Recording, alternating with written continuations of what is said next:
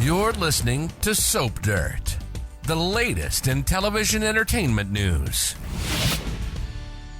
Hi there, Young and the Restless fans. I've got your full roster of weekly spoilers from Monday, January 27th, all the way through Friday, January 31st, which will take us right into February sweeps. Big stuff happening. We're going to see Victor's big lie next week, Daniel completely shocked, and Chelsea doing some risk-taking. It's Belinda from Soap Dirt, and if you're not subscribed, please click that button. Let's talk about what's happening on Monday, January 27th on YNR Season 52, Episode 77.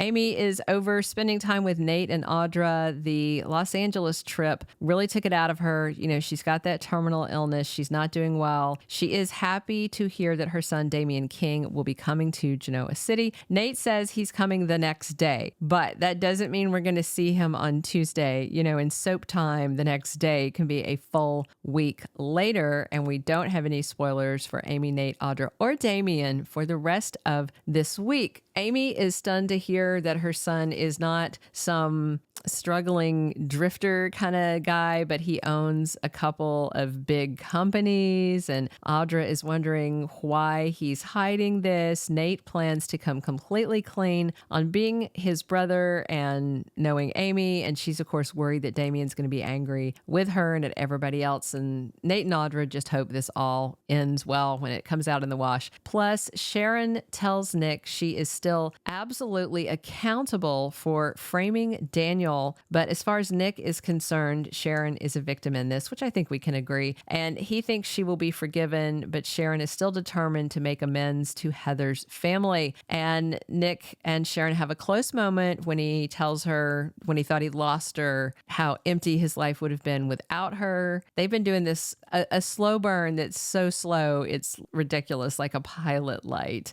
And once she's alone, Sharon thinks about her ordeal, and Cameron Kirsten appears for what is presumably the last time. He's supposed to be out after this, and he's not this malevolent hallucination. He's going to be much kinder and telling her to forgive herself, and then maybe, you know, she can forgive Daniel for what happened with Cassie, and he can forgive her for what happened with Heather. And Cameron tells Sharon she doesn't need him anymore, and he gives her a kiss goodbye. Victor chews out Victoria, Claire, and Nikki for going rogue and plotting to kill Jordan. He doesn't think the cops are going to believe it's a suicide. He thinks that they were sloppy, and Claire tries to take the heat off her mom and grandma, saying it was her plan. She needed to redeem herself and get rid of Jordan's threat, but her mom and grandma say no, we were all in on it too. And he's concerned about the consequences. Nick reports to all of them that Sharon is okay, and he wants to know what happened with Jordan, and Nikki says she is dead. Victor gets an update that her body's headed to the morgue. Maybe she is actually dead and not just soap dead.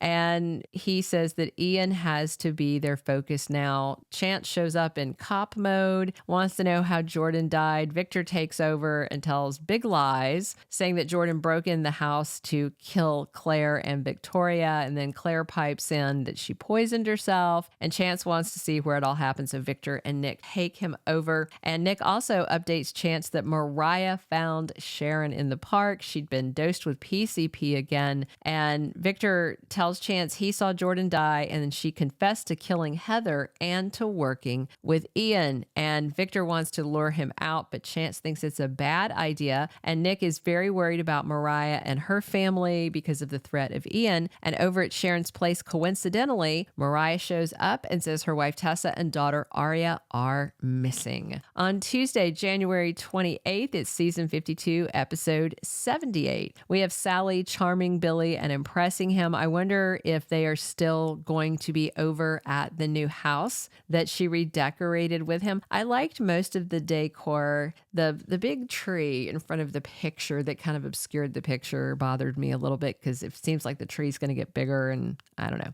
That's just me. But I did like what she did, and it looks like a brand new set. I was trying to remember if this is one they've repurposed it. If you know that you've seen that house before, drop me a message in the comments and tell me whose house it was, because I was looking to see if it was like they repurposed Victoria's old house, the one that Jordan burned down or something like that, and I'm not recognizing it, but maybe one of you will. Meanwhile, Victor corners Ian Ward, and he has him in the hot seat. He thinks he's going to get the better of the bad guy, and Michael takes on a perilous task that may put him in danger. Obviously, this is from Victor, and Michael winds up alone with Ian, who is holding, for whatever weird reason, a red rose. Wednesday, January 29th is episode 79 of season 52, and Victor is vowing to stop Ian no matter what it takes, but then everything turns on its ear. There's a shocking twist. Ian is going to come into the new ranch house. He has got a gun. He is going to hold Michael, Victor, and Nick all at gunpoint, and then he's taunting Nikki to come down and see what is about to happen to her family and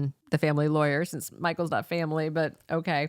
And this is life or death, end game stuff. Thursday, January 30th is episode 80 of season 52, and Mariah is completely shocked. Her world is rocked. She is just freaked out. Tessa's already gone missing, so I wonder if she finds her, or I don't even know what Ian is capable of at this point. And at this point, this is the first day of February sweep. So I don't know what Josh Griffith is doing here. You know, he's been rocking this story on for a while. He said he thinks of it as his Hitchcock story. I think that's a little overblown. I'm a Hitchcock fan, but we'll see. We'll see. And Chance figures out the truth. And I wonder if it's the truth that I still doubt Ian killed Heather. I kind of think Jordan killed Heather, but left evidence pointing towards Ian because she was off doing all his dirty work. Or maybe he figures out that Jordan was poisoned rather than suicided, and we'll see. The Newmans by then are free of Ian, at least to some extent, at least the ones at the ranch house, and they are in recovery mode after this life or death crisis dealing with both Ian and Jordan. Friday, January 31st is season 52, episode 81,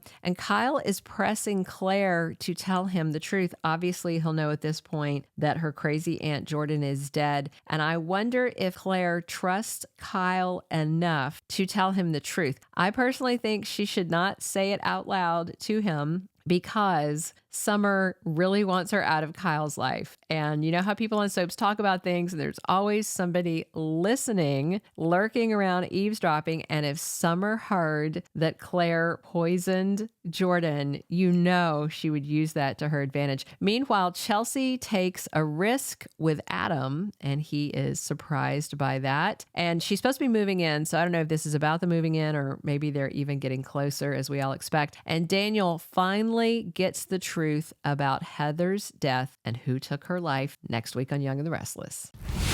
Thank you for being a loyal listener. Follow us wherever you get your podcast, because you don't want to miss the next episode. Soap Dirt is on all the major podcast platforms, including Apple Podcast, Spotify, iHeartRadio, and more.